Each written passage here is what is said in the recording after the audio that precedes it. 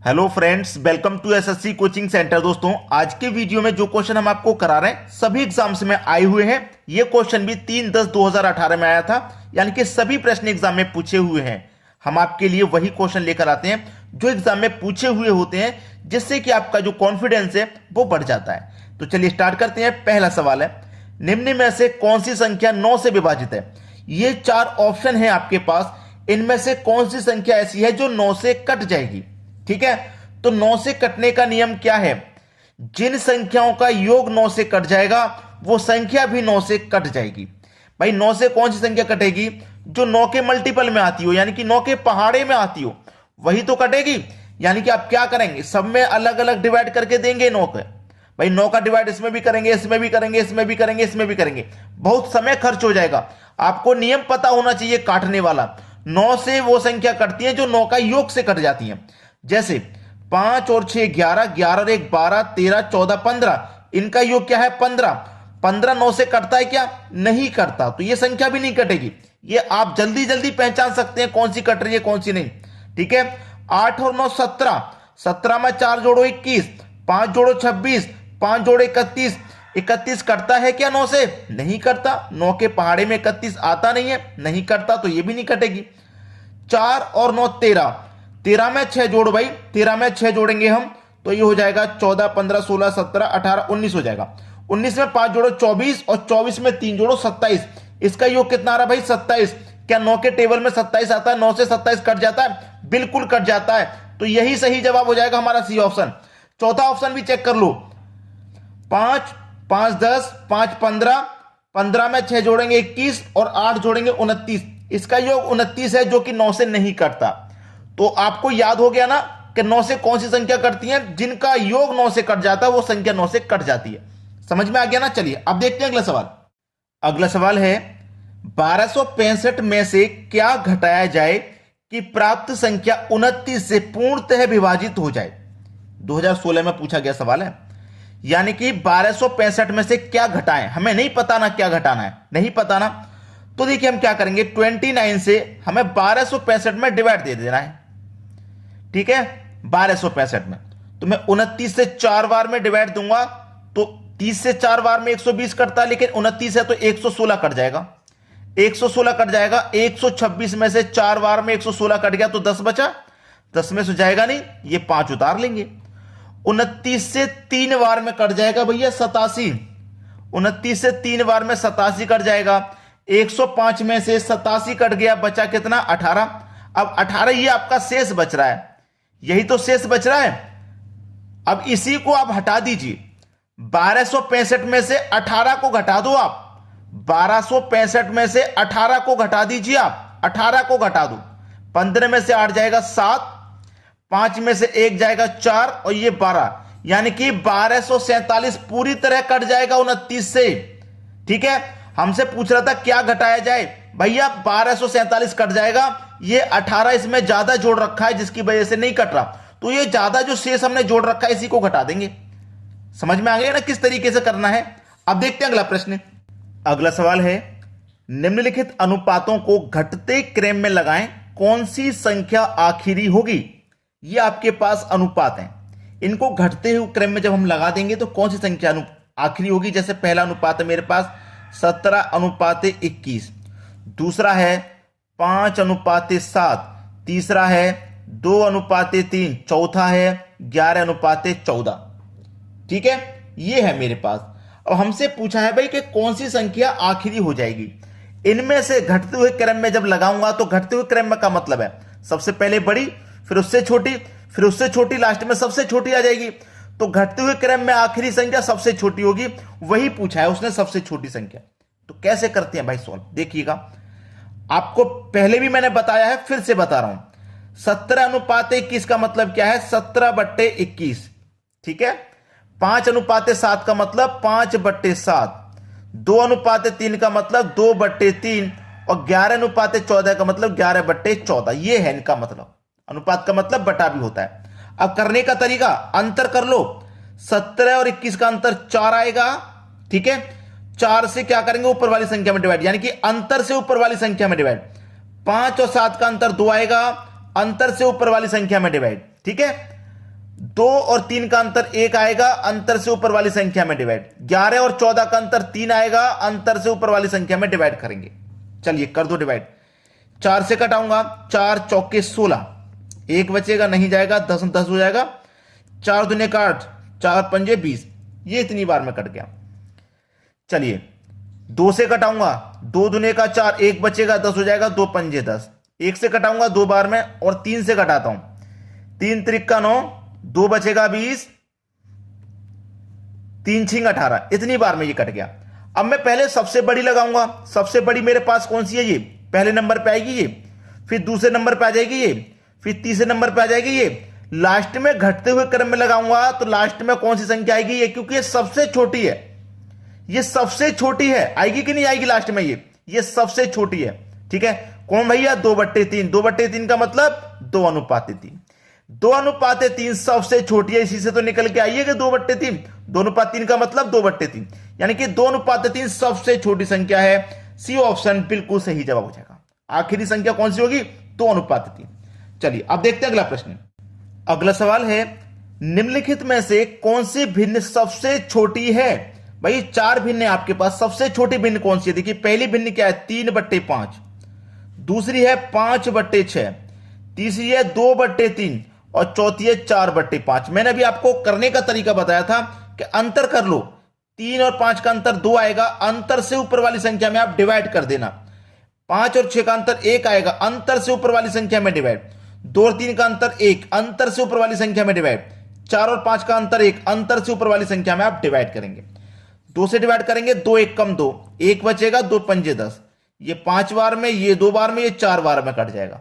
तो सबसे छोटी उसने पूछा था, तो सबसे छोटी तो ये है 1.5। किससे निकल के आई है? 3/5, यानी कि 3/5 सबसे छोटी भिन्न है। भाई पहला ही ऑप्शन आपका सही जवाब है। चलिए अब देखते हैं अगला सवाल। अगला सवाल है, यदि x + √x बराबर 90 है तो x बराबर क्या? 12 4 16 में क्वेश्चन पूछा गया। अच्छा सवाल है। x + √x बराबर 90 है तो x का मान क्या? जो x का मान है इन 4 ऑप्शन में से ही कोई एक होगा।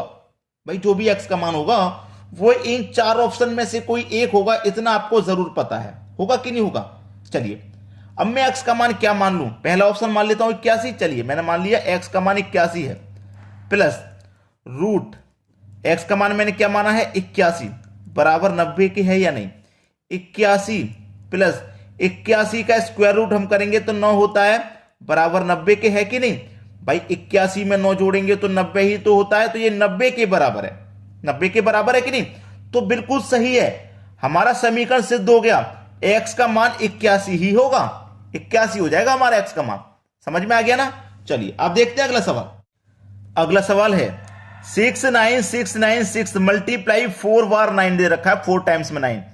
ऐसा सवाल कभी भी आ जाए कि किसी भी संख्या का मल्टीप्लाई आपको 99 वाली संख्या से दे दे, चाहे 2 बार 9 हो, चाहे 3 बार, 5 बार, 1 बार, 10 बार, कितनी बार भी हो, एक बार में सही आंसर आएगा। 69696 मल्टीप्लाई करना 9999 से, एक बार में सही आंसर आएगा। कैसे? 69696 ये संख्या मैंने लिख ली, 4 9 है, 4 जीरो लगा लो इसमें, 1 2 3 4 जीरो लगा लिए। ठीक है, अगर 3 9 होते ना तो हम 3 जीरो लगाते, 1 9 होता तो 1 लगाते, और 10 9 होते तो 10 लगाते। यानी कि जितनी 9 वाली संख्या से गुना करेंगे आप उतने ही जीरो लगा लेने हैं। क्लियर? जीरो इसमें लगाने के बाद इस संख्या को एक बार इसमें से माइनस कर दो, इसको माइनस कर दो। 69696 एक बार इसको क्या कर देना? माइनस। आ गया आंसर। 10 में से 9 जाएगा भैया 4, 9 बचा, 9 में से 9 जाएगा 0, 9 बचा, 9 में से 6 जाएगा 3, 9 बचा, 9 में से 9 जाएगा 0, यहां क्या बचा? 5, 5 में 6 नहीं जाएगा, इधर से कैरी ले लो 15, 15 में से 6 जाएगा 9, 8 बचा, इधर 8 आया, इधर 6 आया, इधर 9 आया, इधर 6 आया। ये बिल्कुल सही जवाब है। 6968 किस किस ऑप्शन में? 6968 नहीं 6968 ये गलत हो गया, 6 ये भी गलत हो गया। 6968 इसमें हो रहा है, 6968 के बाद 90604 नहीं इसमें 0 पहले आ गया, ये भी गलत है। 6968903004 90304। इसमें 6 कैसे आ गया? 1 मिनट। 10 में से 6 गया 4, 9 में से 9 गया 0, 9 में से 6 जाएगा तो 3 बचेगा। सॉरी यहां पे 6 गलती से लग गया, ये 3 आएगा। यहां 9 बचाना, 9 में से 6 जाएगा तो 3। ये बिल्कुल सही ऑप्शन है डी वाला, ये बिल्कुल सही आंसर हो गया आपका। चलिए अब देखते हैं अगला सवाल। अगला प्रश्न है 56 divided by 1/3, 15 plus 12 minus 9 plus 6 minus 5 plus 7 के ऊपर बार, ये ब्रैकेट बंद। यानी कि बोर्ड मास के नियम से ये हल होगा और 2018 में से पूछा गया है। अब ये 2018 में पूछा गया है। बोर्ड मास का नियम बहुत सारे बच्चे जानते तो हैं, लेकिन उसका सही इस्तेमाल नहीं मालूम। अभी भी सही इस्तेमाल नहीं पता। देखिए बोर्ड मास, ठीक है, बोर्ड मास में सबसे पहले आता है बार, उसके बाद आते हैं ब्रैकेट, ठीक है, उसके बाद ब्रैकेट आते हैं, ठीक है। फिर आता है ऑफ का मतलब होता है का, इसका साइन होता है गुना वाला। फिर डिवाइड, फिर करते हैं मल्टीप्लाई, फिर एडिशन, और फिर बाद में होता है सब्सट्रैक्शन सॉल्व। तो सबसे पहले बार सॉल्व होगा ब्रैकेट में बार भी है ब्रैकेट भी है, दोनों चीजें। तो सबसे पहले इसी को हल किया जाएगा भाई, सबसे पहले इसी को हल किया जाएगा, ये ध्यान रखें, ठीक है। तो सबसे पहले अगर मैं बार को सॉल्व करता हूं तो 5 और 7 मिलकर के कितना हो जाएगा भैया? ये 12 हो जाएगा। बार सॉल्व हो गया, ठीक है, बार सॉल्व हो गया। बार सॉल्व होने के बाद होगा ब्रैकेट सॉल्व, ये ब्रैकेट सॉल्व। तो इस ब्रैकेट को सॉल्व करो। 9 प्लस 6 15, 15 में से माइनस कर दूंगा 12 तो 3 बचेगा। यानी कि पूरा ब्रैकेट सॉल्व हो गया, इसका पूरे का मान 3 आया। इस ब्रैकेट के बाद अब इस ब्रैकेट को हल कीजिए। 15 प्लस 9, भाई वो 15 प्लस 12 कितना हो जाएगा? 27, और 27 में से माइनस हो जाएगा 3। भाई 15 प्लस 12 27, 27 में से माइनस हो जाएगा 3, तो कितना बचेगा? 24 बचेगा। यानी कि पूरा ये ब्रैकेट सॉल्व करने के बाद 24 बचा है, यही तो बचा है 24। पूरा सब कुछ सॉल्व हो गया, यहां तक कुछ भी नहीं बचा भाई। इधर आ जाओ, ये इधर क्या है भाई आपके पास? इधर है 56 डिवाइडेड बाई 1/3 मल्टीप्लाई 24, यही तो बचा। इस पूरे का मान सॉल्व करने पे 24 आके ये बचा है। 3 से घटा दो, 3 अट्ठे 24 कट जाएगा। ये क्या है? 56 डिवाइड में 8, 8 सत्ते 56, 7 बार में कट गया, आंसर आ गया 7, यानी कि डी ऑप्शन। तो बोर्ड मास का नियम जरूरी है आपको आना, इसमें कहीं ऑफ नहीं था, केवल बार और ब्रैकेट यही था। ऑफ नहीं था, ऑफ हमने छोड़ दिया। डिवाइड था तो डिवाइड कर लिया, फिर मल्टीप्लाई था तो मल्टीप्लाई का भी साइन लगाया। यानी कि स्टेप बाय स्टेप सॉल्व किया जाता है। अब देखते हैं अगला प्रश्न। अगला सवाल है, एक आदमी 1 रुपए में 5 पेन खरीदता है और 1 रुपए में 1 रुपए के 4 बेचता है, उसका लाभ प्रतिशत ज्ञात कीजिए। ऐसा सवाल कभी भी जब आपको मिल जाता है तो आप हमेशा याद रखना, रुपए वस्तु लिख लेना। रुपए के नीचे रुपए 1 रुपया, वस्तु कितनी 5, बाद में फिर रुपए कितने 1 रुपया, और वस्तु कितनी 4। लिख लिया ना, इसको तो लिखना आसान है। अंदर वाली संख्या को मल्टीप्लाई करो, 5 एकम 5, माइनस कर देना है बाहर वाली संख्याओं का मल्टीप्लाई, 4 एकम 4, बटे में बाहर वाली संख्याओं का मल्टीप्लाई यानी कि 4 ही आएगा, गुने 100। समझ में आया? अंदर वाली संख्याओं का मल्टीप्लाई, उसमें से माइनस कर देना है बाहर वाली संख्याओं का मल्टीप्लाई, बटे में रखना है बाहर वाली संख्या को मल्टीप्लाई। 5 में से 4 जाएगा, 1 बचेगा, बटे में 4 है, मल्टीप्लाई में 100 है। 4 से 100 25 बार में कट जाएगा, 25 एकम 25, यानी कि 25% का लाभ हो जाएगा। पहला ही ऑप्शन सही जवाब है। दोस्तों बिना लाइक किए मत जाना और शेयर कर देना उन बच्चों तक जो कोचिंग सेंटर नहीं घर पे तैयारी कर रहे हैं। ठीक है दोस्तों, इतना काम कर देना। वीडियो देखने के लिए बहुत बहुत धन्यवाद।